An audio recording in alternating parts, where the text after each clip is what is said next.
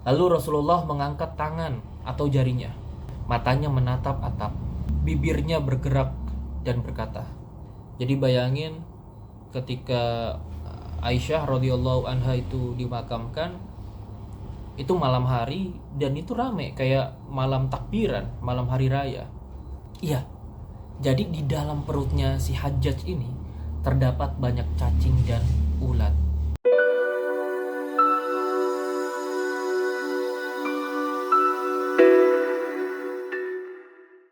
Assalamualaikum warahmatullahi wabarakatuh, Shifters. Di video kali ini kita akan ngobrolin soal satu buku yang ditulis oleh orang yang cukup terkenal karena keilmuannya. Bukan hanya terkenal di Indonesia, bahkan beliau juga nampaknya terkenal di Malaysia juga, di negara-negara Melayu lah. Bukunya berjudul 35 Kisah Saat Maut Menjemput. Siapa beliau? Ya, Ustadz Abdul Somad LCMA, yang biasa disingkat dengan UAS. Nah, buku ini buku ringan ya. Tentu di dalamnya adalah 35 kisah orang-orang solih dan solihah yang sedang berada di detik-detik terakhir hidupnya. Nabi ada, yang bukan nabi juga ada. Bahkan ada sosok kontroversial juga disebutkan di buku ini. Tentu 35-nya tidak saya sebutin satu-satu ya. Tapi saya mau ceritakan 3 kisahnya saja. Jadi sisanya itu kalian bisa baca sendiri ya. Ini buku cukup ringan kok, tipis. Jadi kalian bisa membacanya dengan santai. Walaupun karena ini tentang kematian ya ini cukup membuat kita merenung lah. Oke, yang pertama adalah detik-detik wafatnya Rasulullah Shallallahu Alaihi Wasallam. Ini bagian cukup menyayat hati ya. Walaupun mungkin sebagian dari kita sudah berkali-kali mendengar kisah akhir hidup Nabi Muhammad ketika di dunia. Saat Haji Wada, Nabi mengungkapkan kemungkinannya setelah tahun ini beliau tidak akan bertemu dengan para sahabatnya lagi di dunia. Nah, waktu beliau sakit sebelum wafat, tubuh Nabi ini panas. Seberapa panas? Saking panasnya, para sahabat dapat merasakan uap hangat dari atas serban Nabi. Bayangin, saking panasnya tubuh beliau itu, kalau ada sahabat mendekat itu kerasa panasnya. Nabi Shallallahu Alaihi Wasallam juga bersabda bahwa Allah melaknat Yahudi dan Nasrani karena menjadikan kubur para nabi sebagai tempat ibadah. Maka dari itu Nabi memperingatkan umatnya untuk tidak menjadikan kuburan Nabi sebagai berhala yang disembah. Catat nih, ini sayangnya masih banyak orang Indonesia yang musyrik. Mereka mengira itu ta'zim, penghormatan, tapi malah jatuhnya ke musyrik. Nauzubillahi min zalik. Nah, dari sabda Nabi tadi, itulah mengapa kita boleh menziarahi makam para nabi dan rasul, namun tidak boleh meminta-minta kepada mereka, apalagi menjadikan kuburannya sebagai berhala yang disembah. Saya pernah mendengar bahwa para penjaga makam Nabi Muhammad itu sering mendapati ada yang melempar kertas bertuliskan harapan dan minta doa kepada Nabi. Ini yang keliru, teman-teman. Bertawasul itu boleh, namun caranya bukan seperti itu. Bukan minta ke kuburan Nabi, bukan minta ke kuburan orang-orang soleh. Doa tetap harus hanya kepada Allah. Di hari terakhir, ketika umat muslim melaksanakan sholat subuh di hari Senin, Abu Bakar yang memimpin sholat, menjadi imam beliau. Rasulullah menyingkap tirai kamar Aisyah dan memandang kepada jamaah yang sedang sholat. Rasulullah tersenyum. Ketika Abu Bakar menyangka Nabi akan sholat bersama mereka, Abu Bakar mundur supaya Nabi maju ke depan dan menjadi imam. Namun Nabi memberikan isyarat kepada mereka agar melaksanakan sholat. Lanjutin sholatnya. Nabi masuk ke kamar dan menutup tirai. Ya, Nabi mungkin sholat sendiri ya. Setelah itu tidak ada lagi waktu sholat yang datang kepada Rasulullah Shallallahu Alaihi Wasallam. Ketika waktu duha tiba, Rasulullah memanggil anaknya Fatimah. Rasulullah berbisik. Bisikan yang pertama itu membuat Fatimah menangis. Bisikan kedua itu membuat Fatimah tertawa setelah ditanya di kemudian hari ya. Ternyata bisikan yang pertama itu mengabarkan bahwa Nabi akan meninggal dunia. Makanya Fatimah menangis. Dan bisikan kedua itu mengabarkan kalau Fatimah adalah orang pertama dari keluarga Nabi yang akan menyusulnya, akan meninggal juga dalam waktu dekat. Maka dari itu Fatimah tertawa karena dia dan ayahnya itu akan bertemu lagi dalam jangka waktu dekat. Dan memang terjadi itu. Gak lama Nabi wafat dan gak ada setahun, beberapa bulan itu Fatimah wafat juga. Nah, ketika Nabi sedang sakit parah itu, di depan Rasulullah ada bejana yang berisi air.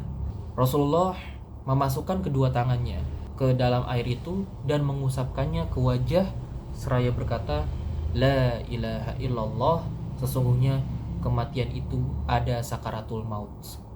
Lalu Rasulullah mengangkat tangan atau jarinya. Matanya menatap atap. Bibirnya bergerak dan berkata, bersama dengan orang-orang yang telah engkau berikan kepada mereka kenikmatan, para nabi, siddiqin, orang-orang yang mati syahid, dan orang-orang soleh. Ya Allah, ampunilah aku, rahmati aku, sertakan aku bersama dengan mereka. Ya Allah, bersama dengan mereka. Kemudian tangan Rasulullah turun. Rasulullah telah bersama dengan mereka. Inna lillahi wa inna ilaihi raji'un. Peristiwa tersebut itu ketika waktu duha sudah mulai memanas. Hari Senin 12 Rabiul Awal tahun 11 Hijriah. Rasulullah Shallallahu Alaihi Wasallam wafat di umur 63 tahun. Itu kisah yang pertama. Gimana dengan emosi kalian? Sedih nggak? Kisah yang kedua. Ramainya malam wafatnya Aisyah radhiyallahu anha. Seseorang yang menggambarkan hari wafatnya Aisyah berkata, aku melihat pada malam wafatnya Aisyah itu dibawa bersamanya pelepah kurma yang sudah kering dan minyak, lalu dinyalakan sehingga terang benderang kayak lampu ya. Aku melihat perempuan di pemakaman Al-Baqi itu seperti hari raya, jadi rame. Urwah bin Zubair berkata, Aisyah dikebumikan di malam hari. Jadi bayangin ketika Aisyah radhiyallahu anha itu dimakamkan, itu malam hari dan itu rame kayak malam takbiran, malam hari raya. Ada juga riwayat yang menyatakan bahwa Aisyah wafat pada malam 17 Ramadan setelah sholat witir. Nah, itu kisah yang kedua. Kisah yang ketiga nih, ini yang tadi saya bilang kontroversial. Hari kematian Hajjaj bin Yusuf Ats-Tsaqafi. Nah, buat yang belum tahu, Hajjaj bin Yusuf ini tokoh sangat kontroversial. Saya pun kesal ketika mendengar kisahnya. Kok ada ya orang kayak gitu? Bagaimana tidak, teman-teman? Hajjaj itu dia yang membunuh Abdullah bin Zubair. Abdullah bin Zubair itu anak dari Zubair bin Awam, salah satu sahabat Nabi yang dijamin masuk surga. Jadi Zubair bin Awamnya itu dijamin masuk surga. Anaknya yaitu Abdullah bin Zubair itu dibunuh oleh Hajjaj bin Yusuf. Dia juga membunuh Sa'id bin Jubair. Kalau tadi Zubair, yang ini Jubair. Sa'id bin Jubair ini adalah ulama ahli tafsir yang juga murid dari Abdullah bin Abbas radhiyallahu anhuma. Itu beliau, Abdullah bin Abbas itu salah satu sahabat Nabi yang terkenal. Kecerdasannya luar biasa. Nah, murid dari Abdullah bin Abbas yaitu Sa'id bin Jubair itu dibunuh juga oleh Hajjaj bin Yusuf. Dan tentu bukan hanya 2 orang itu aja yang dibunuh, banyak muslim yang dibunuh oleh Hajjaj bin Yusuf. Sudah terlihat kan betapa kontroversialnya orang ini. Bahkan teman-teman, Hajjaj memberitahukan tentang dirinya bahwa kenikmatan terbesar yang ia rasakan adalah ketika menumpahkan darah manusia.